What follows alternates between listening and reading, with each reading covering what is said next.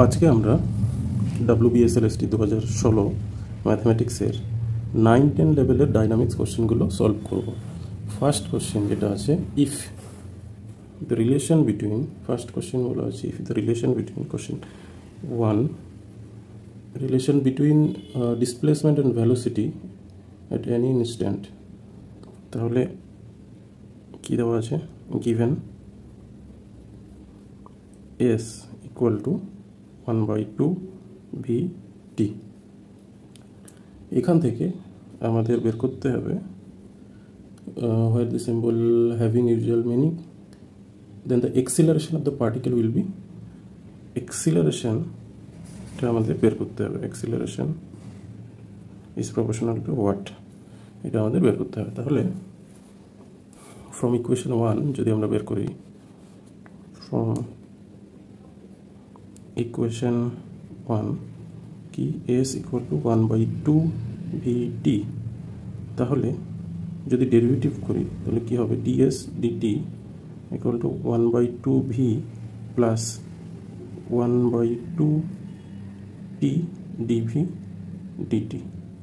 আবার ds dt মানে আমরা জানি v, তাহলে or v equal to 1/2 v plus 1/2 t dv dt। v এই দুটোকে একদিকে নিয়ে আসলে পাবো v/2 equal to 1/2 t dv dt, half half cancel out হয়ে গেলে or v equal to t dv dt। এখান থেকে v গুলো একদিকে যদি নিয়ে আসি এবং t গুলো একদিকে, তাহলে dv by v equal to dt by t। এবার এটাকে যদি আমরা ইন্টিগ্রেশন করি তাহলে কি পাবো, v ln v equal to ln t plus ln c। তাহলে এখান থেকে আমরা কি বলতে পারবো যে v equal to ct, লঘুভেদ দিক থেকে তুলে দিলে এটা দাঁড়াবে v equal to ct। অতএব dv dt যদি বের করি তাহলে c টা তো কনস্ট্যান্ট, c টা হচ্ছে কনস্ট্যান্ট, তাহলে c টা কনস্ট্যান্ট, t এর ডেরিভেটিভ হবে, তার মানে অনলি c। তাহলে dv dt মানেই অ্যাক্সিলারেশন, তাহলে এটা মানেই হচ্ছে অ্যাক্সিলারেশন। তাহলে আমরা বলতে পারছি কি যে acceleration a is proportional to constant, তার মানে acceleration is constant, তার মানে অপশন D is correct। পরের কোশ্চেনে বলা হয়েছে, কোশ্চেন 2 তে বলা হয়েছে যে if for a particle moving in a plane, magnitude of radial and cross radial velocity be same, then the particle describes a curve which is, আচ্ছা এখানে বলা হয়েছে given vr radial component এবং v theta cross radial component same। এবার আমরা জানি vr মানে হচ্ছে dr dt এবং v theta মানে হচ্ছে r d theta dt। এবার এখান থেকে আমাদের বের করতে হবে যে এর কার্ভটা কি হবে। তাহলে আর গুলো একদিকে, থিটাগুলো একদিকে, আমরা এখান থেকে বলতে পারি যে or dr equal to r d theta, dr by r equal to d theta। এবার যদি ইন্টিগ্রেশন করি তাহলে আমরা পাবো কি, পাবো যে ln r equal to theta plus ln c। এখান থেকে পাবো r equal to c e to the power theta।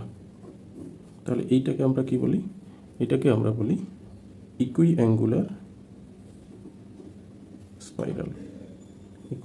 Spiral. তাহলে আমাদের কোন অপশনটা ঠিক, অপশন সি টা সঠিক। আচ্ছা এরপরের কোশ্চেন হচ্ছে কোশ্চেন 3 তে বলা হয়েছে for a particle moving in a plane, if tangential and normal component of acceleration are equal in magnitude, then velocity of the particle is proportional to, velocity কার সাথে proportional সেটা দেখতে হবে। আচ্ছা tangential and normal component of acceleration. Tangential and normal component of acceleration. কি জানি tangential এটা জানি dv dt, এটাকে বলা হয় at, এবং নর্মাল কম্পোনেন্ট সেটা হচ্ছে v স্কয়ার বাই রো, যদি রোটা রেডিয়াস হয়ে থাকে। এটা আমরা জানি। এবার এখানে বলা হয়েছে, কি বলা হয়েছে, গিভেন কি বলা হয়েছে যে at এবং an এই দুটো সেম, তার মানে dv dt equal to v square by rho, এটা হচ্ছে দেওয়া আছে। আমাদের বের করতে হবে কি, আমাদের বের করতে হবে হচ্ছে ভেলোসিটি। ভেলোসিটি কার সাথে প্রপোর্শনাল। আচ্ছা, এইদিকে dv dt আছে, t দিয়ে আছে, এইখানে রো কনস্ট্যান্ট এবং অনলি ভিটা ভেরিয়েবল। তাহলে এটার যদি ইন্টিগ্রেশন আমরা করি তাহলে বেসিক্যালি ভি আর টি এর মধ্যে রিলেশন আসবে, কিন্তু আমরা সেটা করব না। আমরা কি করব, আমরা এইটাকে লিখব, এটা মানে অ্যাক্সিলারেশন, এটাকে লেখা যায় এইভাবে dv by ds into ds by dt equal to v square by rho। এবার এটা মানে v, তাহলে v dv ds equal to v square by rho। এখান থেকে একটা v কেটে যাবে, একটা v যদি কেটে যায় তাহলে এখান থেকে আমরা পাবো, যদি এগুলোকে একদিকে নিয়ে আসি তাহলে dv by v equal to ds by rho। এইবার এই যে রো এর সাথে সাই এর একটা রিলেশন আমরা জেনেছি আগে, সেই রিলেশনটা কি সেটা আমাদের বসাতে হবে। সেই রিলেশনটা কি, যে rho equal to ds by d psi, এটা আমরা জানি। সেটা যদি বসাই তাহলে এখান থেকে আসবে dv by v to ds, এখানে আসবে ds বাই ডি সাই, এবং এখান থেকে ds যদি কেটে যায় তাহলে dv by v equal to d psi. এবার যদি আমরা ইন্টিগ্রেশনটা করি তাহলে তো ওর হবে, ওর তাহলে কত পাবো, এখান থেকে ln v সাই প্লাস ln c, সিটা হচ্ছে কনস্ট্যান্ট, সিটা হচ্ছে কনস্ট্যান্ট। তাহলে এখান থেকে আমরা বলতে পারি, কি বলতে পারি, v by c equal to e to the power psi. তাহলে কি বলতে পারবো, v equal to c e to the power psi, তাই v is proportional to e to the power psi. তাহলে এবার আমাদের অপশনগুলো দেখতে হবে। অপশন এটা সঠিক। এরপরে হচ্ছে কোশ্চেন 4। কোশ্চেন 4-এ বলা হয়েছে p be the momentum of particle m mass, তাহলে কাইনেটিক এনার্জিটা কী হবে। তাহলে বলা হয়েছে পিটা হচ্ছে মোমেন্টাম, মোমেন্টাম মানে লিনিয়ার মোমেন্টাম, এবং এমটা হচ্ছে মাস অফ দ্য পার্টিকেল। তাহলে আমাদের বের করতে হবে যে কে ডট ই মানে হচ্ছে কাইনেটিক এনার্জি, কাইনেটিক এনার্জি এটা কত। আচ্ছা, আমরা জানি we know kinetic energy equal to half m v square.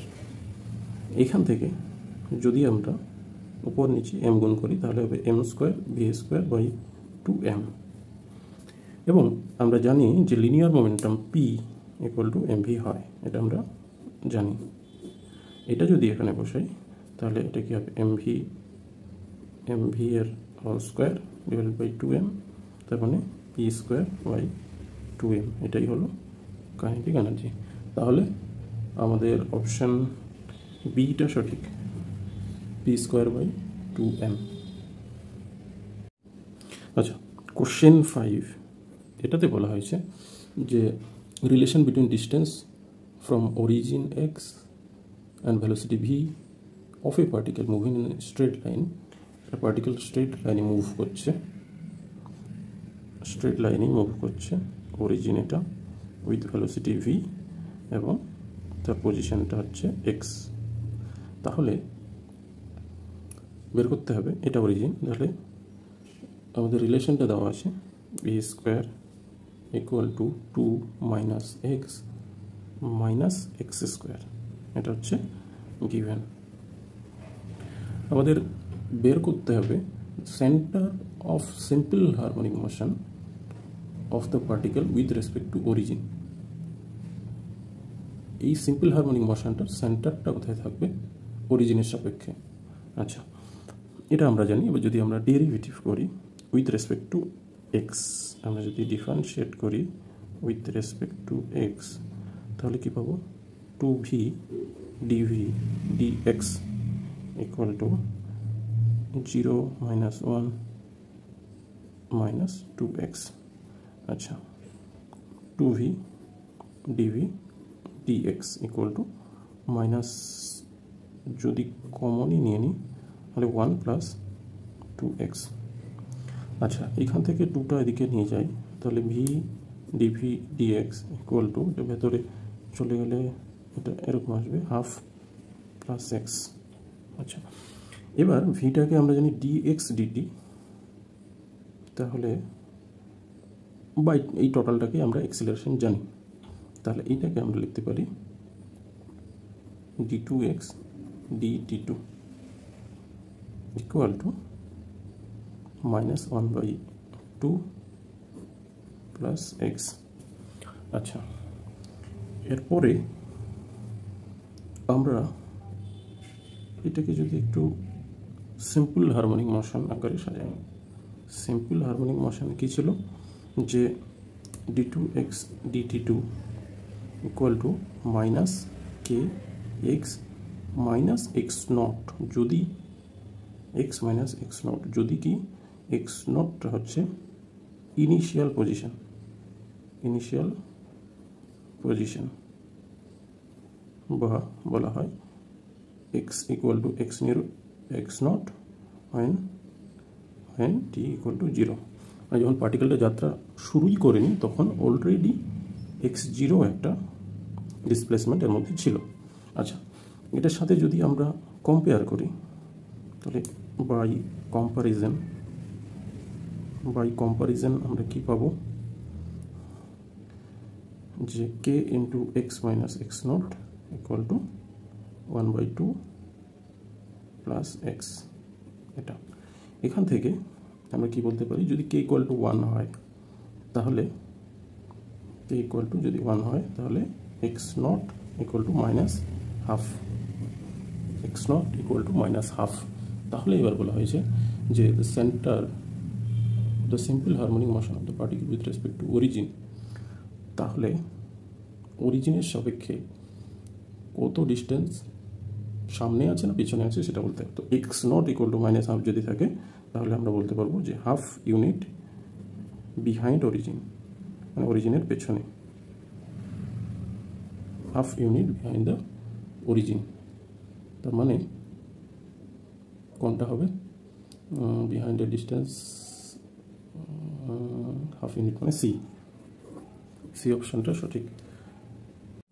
আচ্ছা, নেক্সট কোশ্চেন নম্বর 6, যেখানে বলা হয়েছে if a particle be projected vertical upward with a velocity u in a medium of air resistance proportional to square of the velocity and if v be the terminal velocity, তাহলে বলা হয়েছে u হচ্ছে projected velocity, v হচ্ছে terminal velocity, এবং বলা হয়েছে যে air resistance is proportional to u square. और इंटरमीडिएट वेलोसिटी যদি एट इंस्टेंट टी যদি হয় তাহলে v at time T. V হচ্ছে ভেলোসিটি এট টাইম টি। তাহলে আমাদের সবার আগে জানতে হবে টার্মিনাল ভেলোসিটিটা কী জিনিস। যদি টার্মিনাল ভেলোসিটি জানি তারপরে বাকিটা আমরা করে নিতে পারবো। তাহলে প্রথমে আমরা ভাবি টার্মিনাল ভেলোসিটি কী জিনিস। টার্মিনাল ভেলোসিটি হচ্ছে এমন একটা ভেলোসিটি, একটা কনস্ট্যান্ট ভেলোসিটি, যে ভেলোসিটিতে কোনো একটা পার্টিকেল, যে কনস্ট্যান্ট ভেলোসিটি কোনো একটা পার্টিকেল কোনো ভিসকাস মিডিয়ামের মধ্য দিয়ে মুভ করে। মানে ধরা যাক একটা বৃষ্টির ফোঁটা, এটা হচ্ছে এয়ার মিডিয়াম, একটা বৃষ্টির ফোঁটা সে ভূমির দিকে আসছে, ভূমির দিকে মানে আর্থ, ভূমির দিকে আসছে। তাহলে সে আস্তে আস্তে এয়ার রেজিস্ট্যান্স একটা পাবে যেটা হচ্ছে উপর দিকে। তাহলে এই এয়ার রেজিস্ট্যান্সটা পেতে পেতে এর মধ্যে একটা কনস্ট্যান্ট ভেলোসিটি আসবে, যে কনস্ট্যান্ট ভেলোসিটিটাই হচ্ছে ভি, মানে টার্মিনাল ভেলোসিটি। তাহলে এইখানে আমাদের বুঝতে হবে যে এয়ার রেজিস্ট্যান্স যদি ভি স্কোয়ারের সাথে প্রপোর্শনাল হয় তাহলে টার্মিনাল ভেলোসিটি ক্যাপিটাল ভি এর ভ্যালু কী হবে। তাহলে আমরা দেখে নিই যে এটার ইকুয়েশন অফ মোশনটা কী হবে। তাহলে এটার ইকুয়েশন অফ মোশনটা হবে, ইকুয়েশন অফ মোশন, এই মোশনটা হচ্ছে ডাউনওয়ার্ড মোশন। তাহলে ইকুয়েশন অফ মোশনটা কী হবে, এমজি নিচের দিকে কাজ করছে, এয়ার রেজিস্ট্যান্স, এটা এয়ার রেজিস্ট্যান্স। তাহলে নিট ফোর্স কতটা কাজ করছে এর মধ্যে, পার্টিকেলটা নিচেই নামছে, তাহলে F net equal to mg minus air resistance, air resistance is proportional to v square. এটা ইকুয়াল টু লিখলে একটা কনস্ট্যান্ট আসবে, তাহলে এটা দাঁড়াবে mg minus k v square. F নেটটাকে আমরা কী লিখি, নিউটন সেকেন্ড ল, এটাই হচ্ছে ডাউনওয়ার্ড মোশনের ক্ষেত্রে ইকুয়েশন অফ মোশন। তাহলে আমরা জানি যে ভি টেন্স টু যখন ভিটি হবে বা ভি হবে তখন ডিভি ডিটি, যেটা কনস্ট্যান্ট ভেলোসিটি যেহেতু, তাহলে d v d t equal to a equal to 0। সেখান থেকে আমরা এটাকে যদি 1 নম্বর ইকুয়েশন দিই, এখান থেকে আমরা পাবো যে এটা 0, এমজি মাইনাস কে ভিটা হচ্ছে ক্যাপিটাল ভি স্কোয়ার। এইখান থেকে আমরা পাবো v equal to root over mg by k, এটা হচ্ছে টার্মিনাল ভেলোসিটি। এবার আমাদের বাকি কাজটা করতে হয়। বাকি কাজটা কি, আচ্ছা, বাট ইন আওয়ার কেস আমাদের কেসে হচ্ছে বস্তুটাকে উপরের দিকে ভার্টিক্যালি আপওয়ার্ড ছড়ানো হয়েছে। তার মানে এই পার্টিকেলটা ইউ ভেলোসিটি দিয়ে একটা উপরের দিকে ছড়া হয়েছে, তাহলে পার্টিকেলটার মোশনটা এদিকে, কিন্তু এয়ার রেজিস্ট্যান্সটা এদিকে, আচ্ছা, এবং এমজি হচ্ছে নিচের দিকে।